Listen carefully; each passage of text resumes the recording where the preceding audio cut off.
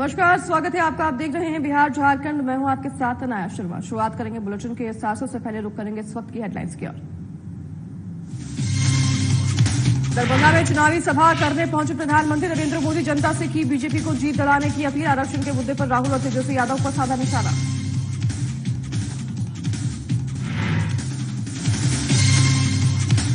मुंगेर में सीएम नीतीश कुमार ने चुनावी सभा को किया संबोधित। जेडीयू प्रत्याशी राजीव रंजन उर्फ ललन सिंह के पक्ष में मांगे वोट। ज्यादा से ज्यादा मतदान करने की अपील।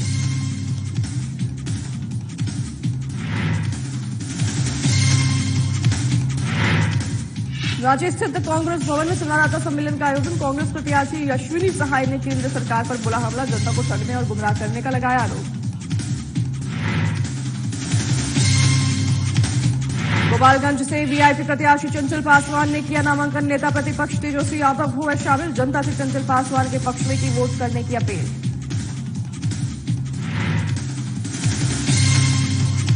और लोकसभा चुनाव को लेकर गोड्डा लोकसभा क्षेत्र में सरगर्मी तेज। कांग्रेस से प्रदीप यादव को मिला टिकट। प्रदीप यादव और शशिकांत दुबे के बीच होगा मुकाबला।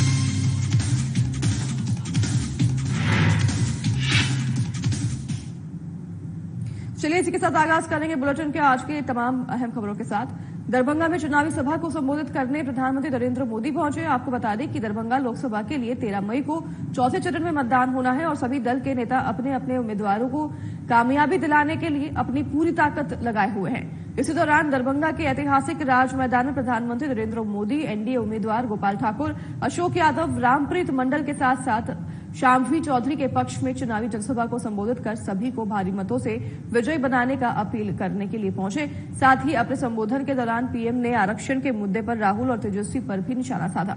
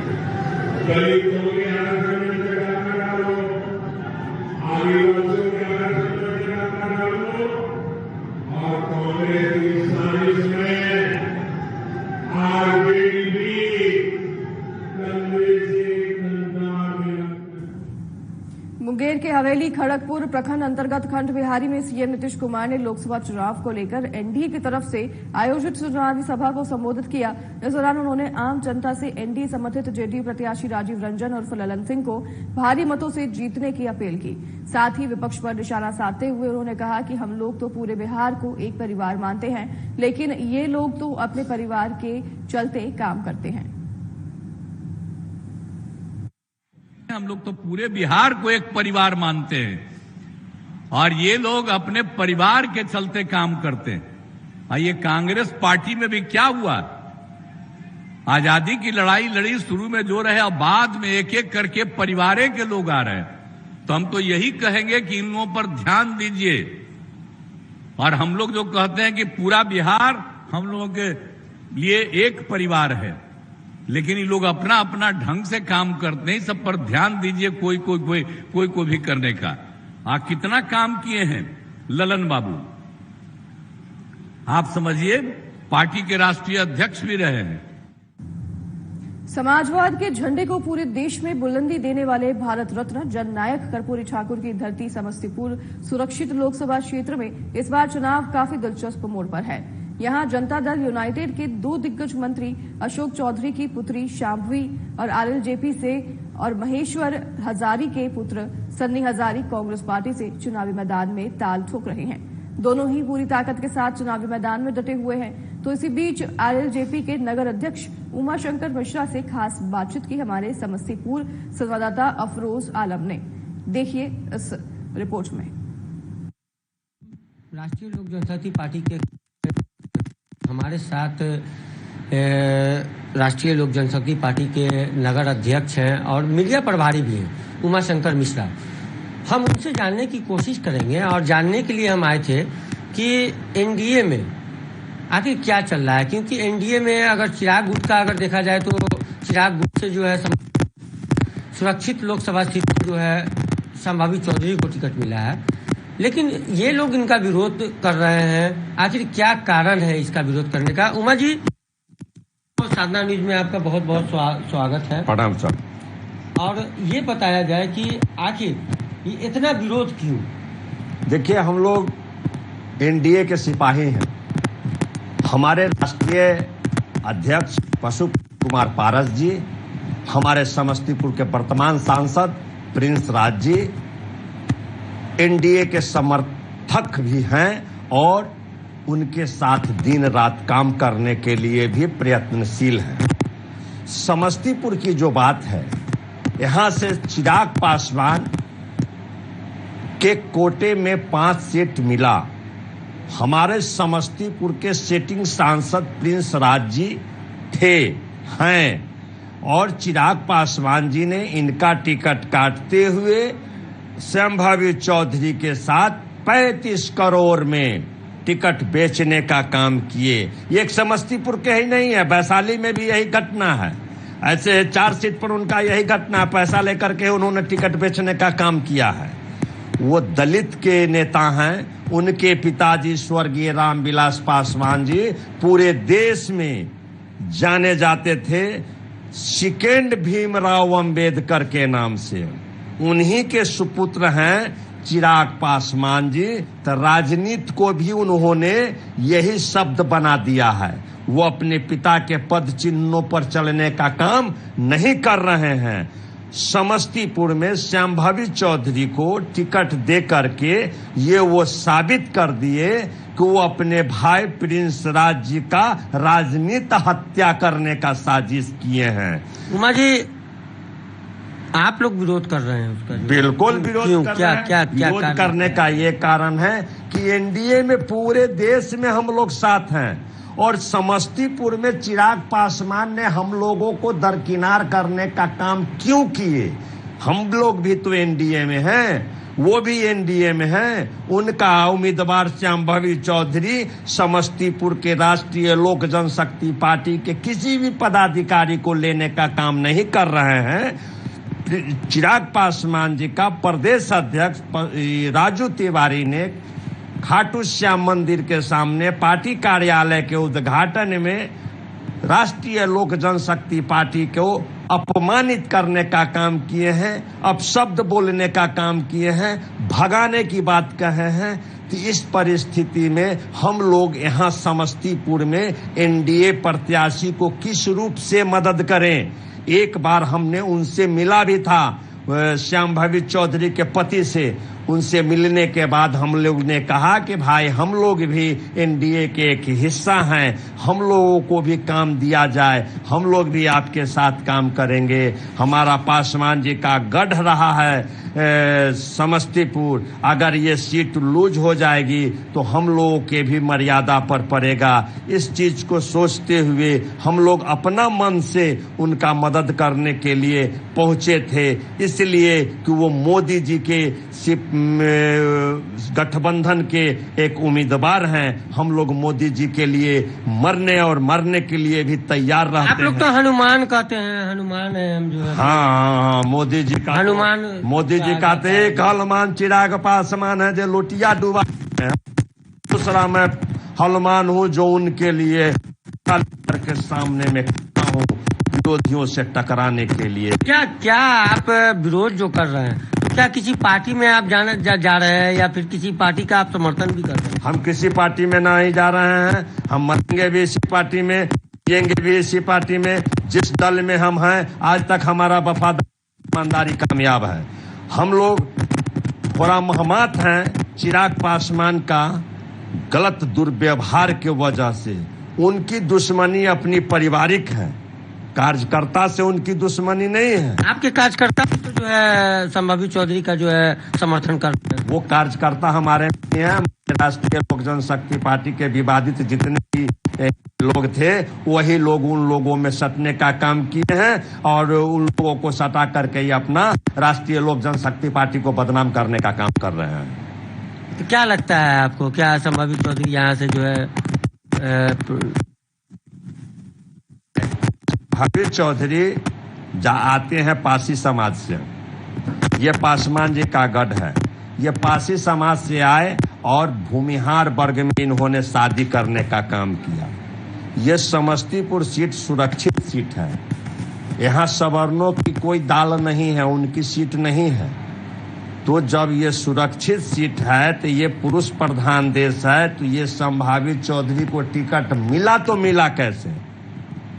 चिराग पासवान जी ने इस टिकट को बेचने का काम किया है। ये जानना चाहेंगे कि अब बिहार सरकार में दो मंत्री हैं, महेश्वर हजारी हैं, अशोक चौधरी हैं। जो अशोक चौधरी की पुत्री को जो है एनडीए से टिकट मिला है, चिराग गुट के इससे मिला है, और महेश्वर हजारी के बेटा को जो है कांग्रेस से टिकट मिला है। तो इसको कैसे देखते हैं? देखिए, अशोक चौधरी जी नीतीश कुमार जी के मंत्रिमंडल में मंत्री हैं। वो चाहते माने जाते हैं। अशोक चौधरी चाहते माने, ज्यादा चाहते महेश्वर हजारी जी हैं। महेश्वर हजारी जी के सुपुत्र सन्नी हजारी समस्तीपुर के लिए उचित, जिसको समाज सेवी कहते हैं, दिन रात पब्लिक के सेवा करने वाला वो बेटा है। लोकल वर्सेस बारी का भी सवाल उठ रहा है यहाँ पे। महेश्वर हजारी से भी कई गुना आगे है सन्नी हजारी पब्लिक के सेवा करने में, हर दुखियों को दुख को दूर करने में, किसी की बेटी बहू के शादी कराने में, के गरीबों को मदद करने में, तन मन धन से सन्नी हजारी हर पल आगे रहते हैं। संभवी है चौधरी का भविष्य में कभी नाम भी आप लोग सुने थे क्या? लोग तो कहते हैं संभवी है तो संभव है।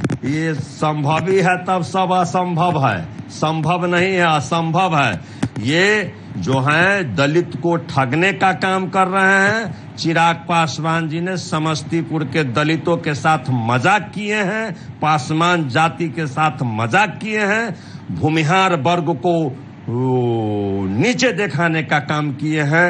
हम क्या कहें? क्या लगता है कि पासवान लोग जो है उनको समर्थन करेंगे क्या? अगर सच्चा पासवान होगा, अगर पासवान का सलेश बाबा का अगर सही से पुजारी होगा तो कतई भी नहीं संभावित चौधरी को एगो वोट देगा, कतई नहीं देगा। और सवर्ण में ब्राह्मण जात तो देगा ही नहीं। वही ब्राह्मण देगा जिसके पास कोई अस्तित्व नहीं होगा, वो ब्राह्मण नाम पर कलंक होगा। जैसे कि चिराग पासवान के पार्टी में राजू तिवारी अपने को ब्राह्मण कहते हैं, लेकिन ब्राह्मण के लायक नहीं है। राजू तिवारी तो जो है सब लोगों को जो है राष्ट्रीय लोक जनशक्ति पार्टी के लोगों को बोला था कि उसको बाहर भगा दो। क्या इस बयान पे क्या कहें?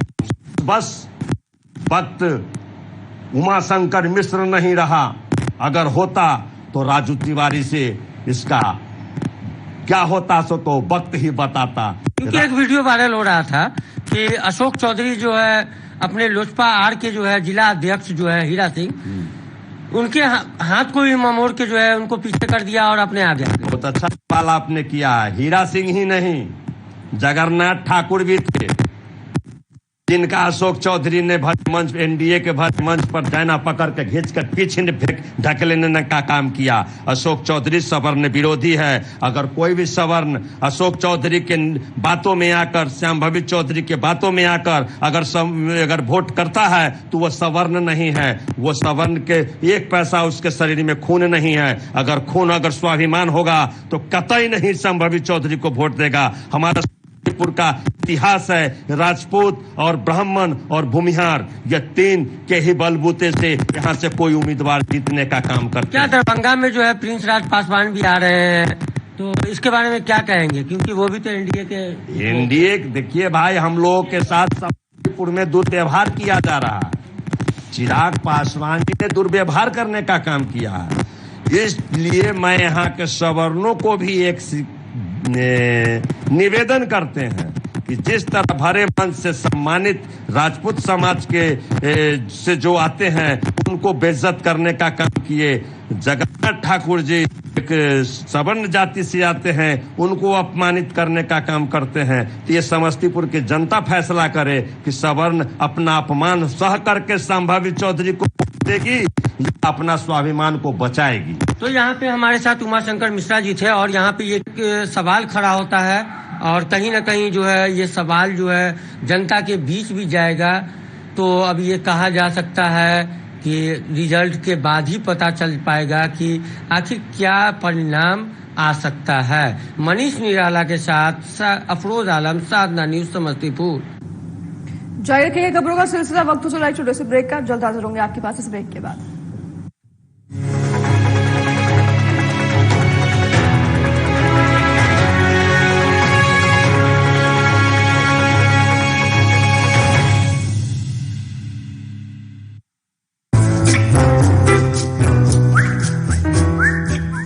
सब तैयार है? तैयार हम।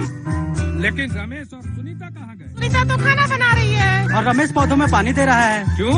क्या उन्हें नहीं मालूम कि आज सबको एक साथ यहाँ इकट्ठा होने के लिए कहा गया था? पर दादाजी, मुझे मालूम है कि रमेश और सुनीता यहाँ काम करते हैं, लेकिन उनके बिना ये परिवार अधूरा है।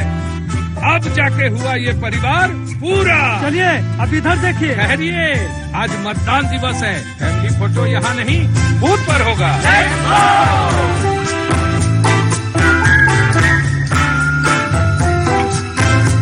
सर मैंने भी वोट दिया है। तो फिर आप भी आके शामिल हो जाइए हमारे फैमिली में, क्योंकि इस बार हम लोगों ने किया है सब परिवार फैमिली वोटिंग।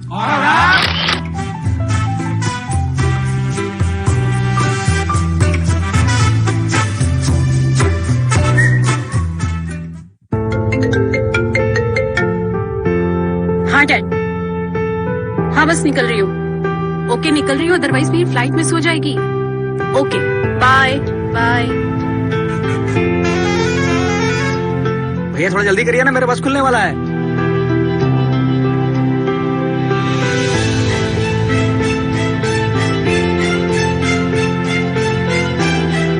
आइए चाचा, आइए बैठिए। लगता है बहुत जरूरी काम है। हाँ बेटा, काम तो वाकई जरूरी है, बस समय से पहुंच जाए। चिंता मत करिए चाचा, इस बार अपने झारखंड में दिन भर मतदान, सुबह 7 से 5 बजे शाम। हम सब भी वहीं जा रहे हैं। अच्छा, चाहे कहीं भी करते हो काम, शहर या 7 समंदर पार, आ जाओ करने वोट। यही है लोकतंत्र की पुकार।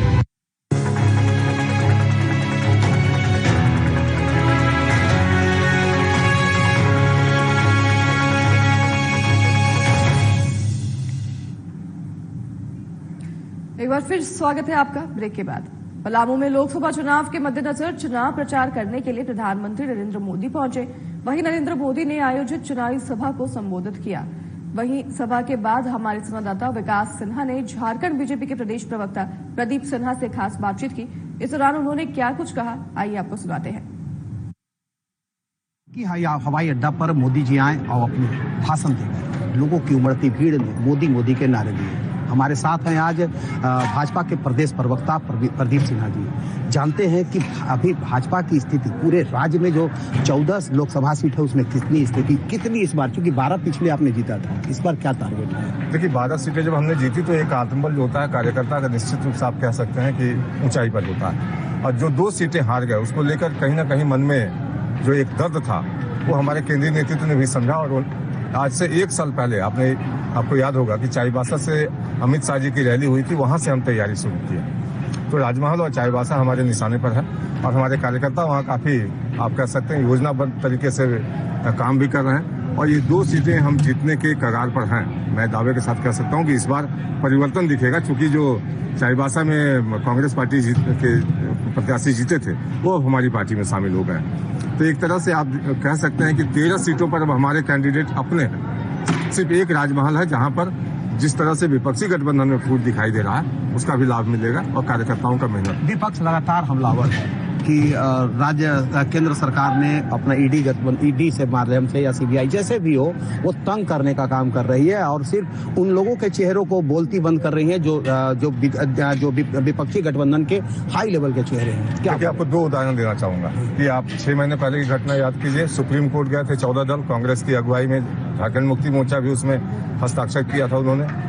तो सुप्रीम कोर्ट में जब अर्जी लगी तो कोर्ट ने सुनवाई के पश्चात कहा कि नहीं, आप लोगों को इससे कोई छूट नहीं मिल सकती कि इसलिए कि आप राजनीतिक दल के लोग हैं तो जांच जो है ईडी सीबीआई या आईटी करे वो तथ्यों पर करती है, संवैधानिक संस्थाओं पर प्रस्ताव खड़ा नहीं कर सकते। और दूसरी बात, कल आपने देखा होगा कि हेमंत सोरेन ने जो ईडी के फैसले के खिलाफ अपील की थी हाईकोर्ट में, कल उसका फैसला आया। उसमें कोर्ट ने स्पष्ट कहा है कि ईडी के पास पर्याप्त आधार है, जो सबूत कोर्ट में पेश किए गए हैं आपके खिलाफ मुकदमे के लिए पर्याप्त आधार दिखता है। तो उनको समझना चाहिए कि संस्थाओं को सिर्फ बदनाम कर देने मात्र से उनका हित नहीं सधने जा रहा। जो लोग आपने देखा होगा ईवीएम पर भी प्रश्न खड़ा किया इन्होंने, चुनाव आयोग पर भी प्रश्न खड़ा किया, लेकिन जब कर्नाटक जीत जाए, हिमाचल जीत जाए तो कोई दिक्कत नहीं, लेकिन जहां भारतीय जनता पार्टी जीती तो ईवीएम खराब।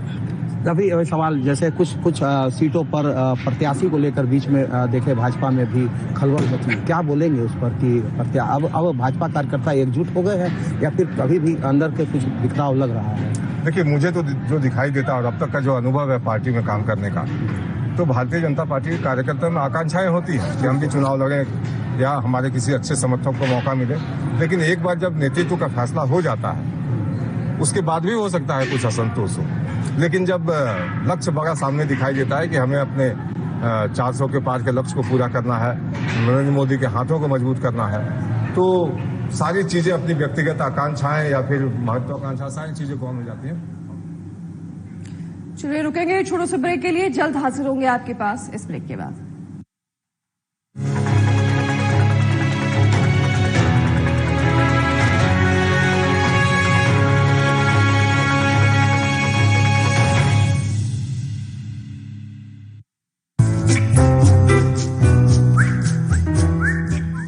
सब तैयार है? तैयार हम। लेकिन रमेश और सुनीता कहाँ गए? सुनीता तो खाना बना रही है और रमेश पौधों में पानी दे रहा है। क्यों? क्या उन्हें नहीं मालूम कि आज सबको एक साथ यहाँ इकट्ठा होने के लिए कहा गया था? पर दादाजी, मुझे मालूम है कि रमेश और सुनीता यहाँ काम करते हैं, लेकिन उनके बिना ये परिवार अधूरा है। अब जाके हुआ ये परिवार पूरा। चलिए अब इधर देखिए। ठहरिए, आज मतदान दिवस है। फैमिली फोटो यहाँ नहीं, बूथ पर होगा।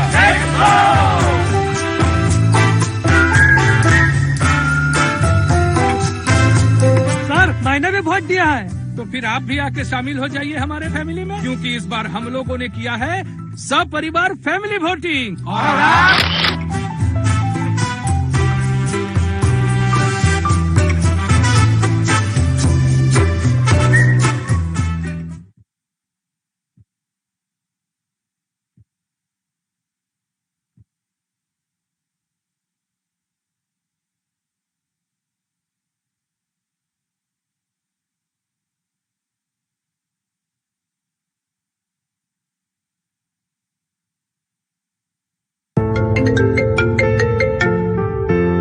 हाँ डैड, हाँ बस निकल रही हूँ। ओके निकल रही हूँ, अदरवाइज मेरी फ्लाइट मिस हो जाएगी। Okay bye bye. भैया थोड़ा जल्दी करिए ना, मेरा बस खुलने वाला है।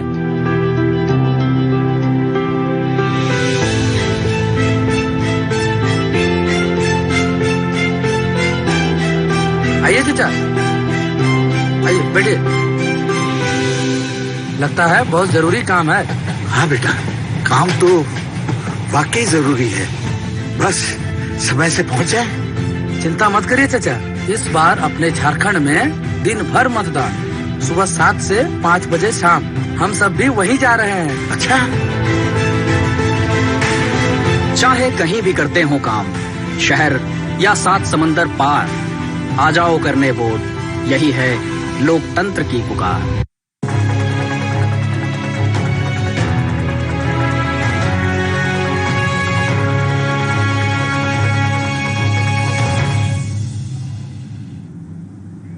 स्वागत है आपका एक बार फिर ब्रेक के बाद। रुख करेंगे खबरों की ओर। खबर बगहा के पश्चिम चंपारण की वाल्मीकि नगर सीट से है, जहां पिछले लोकसभा चुनाव में कांग्रेस सीट से चुनाव लड़े प्रवेश मिश्रा इस बार बागी बन निर्दलीय चुनाव लड़ने के लिए वाल्मीकि नगर सीट से अपना नामांकन पर्चा दाखिल किया है।